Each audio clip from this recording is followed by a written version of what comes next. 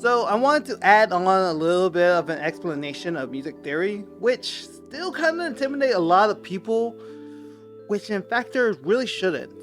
And let me just show you a few things that really I have seen that just scare the living mess out of people whenever it comes to it. And that is, when do I ever use sharp or flats? Now, here's the thing when it comes to scales. The scales want to use every 7 notes that are being used. So in theory, you want to keep everything very, very simple where you're not using multiple letters for the same scale. And you're not getting intimidated by a lot of the sign that is on there, like the sharps and the flats, double sharp, double flats, all of them in there. And there's a reason why B sharp major do not exist, because there would be double sharps all around. And if you actually find a key that is in B sharp, secret, it's C. It's the key of C. Meaning, if you're on the piano, it's all the natural keys. It's just a weird and it's a mess. Don't even get me started with it. And since we're talking about these, since B sharp and C are the same notes, trust me, there is a thing for it. That is called enharmonic tones. And it depending on what key that you're in, that really makes it to factor in.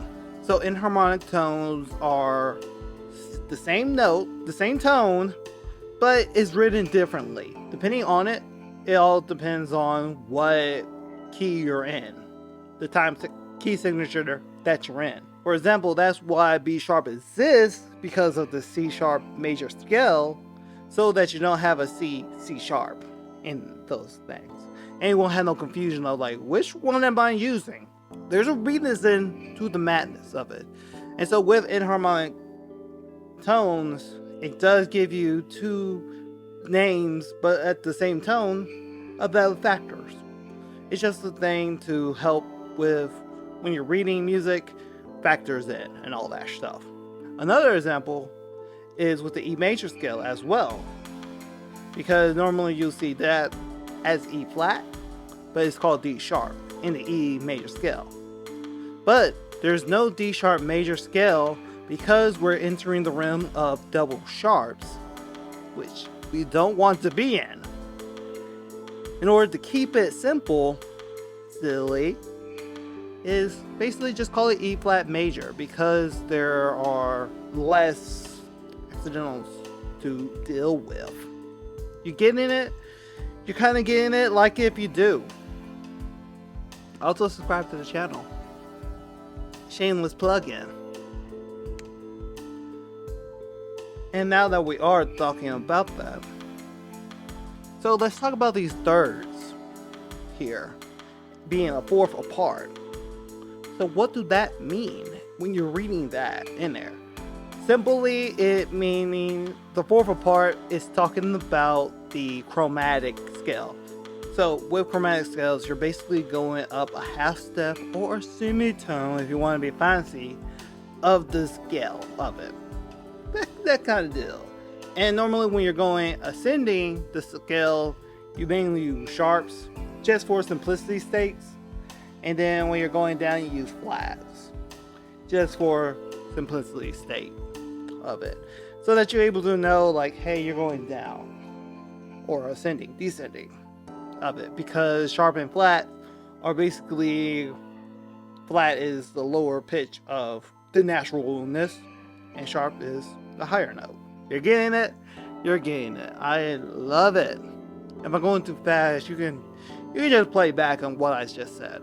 So that's when it says like a fourth part if you're doing like a major third of it.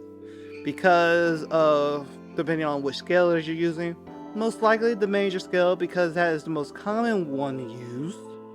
It would be, hey, a third up, so it'll be 1, 2, 3. Or if you want to talk about more, it'll be C, D, E. Kind of deal. I'm just doing the C major scale. Maybe I'll dabble along with the E flat a little bit, but we're mainly saying C because it's the most simple one to do. And since I'm talking about numbers, system is another beautiful thing. So that helping with the chord progression of it. So those triad grouped up chords that are in there. Those are what you call triads when playing 3 or more chords at the same time. If it then it'll be broken up chords in order that matters. So when it comes to the major scale, some of the notes are major and some of them are minor. There is one diminished one, but we're not talking about that one because in common use of popular music, it's not being used, diminished and augmented.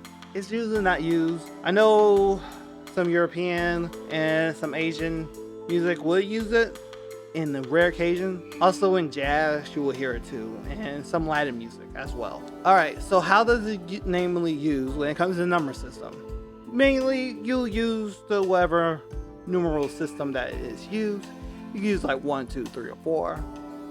But if you really want to have an emphasis on which ones are major, which ones are minor, normally it's used Roman numerals to use it, say at least. Because for the uppercase, you're able to say that it's a major chord or augmented chord, but that won't normally have a plus sign with it when you're talking about augmented on them. You use lowercase letters for the minor chords and the diminished, and that won't have that little degree scale on it. Probably cannot type it because, yeah, Apple can't have you doing the degree scale. Maybe Android, I don't know. It's been a while since I used Android. And so it helps with it writing easily of it. So when you see an uppercase Roman numeral 4, you mean that is a major 4 chord. Or if you see a lowercase B6, that means a minor chord. Kind of getting it? It's really simple, right? You got this. So, did I explain? Did I help you a little bit when it comes to it? Huh? Comment down below if you saw like, hey, this is actually helpful. Or comment down of like, hey, it was kind of going too fast for me. Or it just wasn't fitting of what you're saying.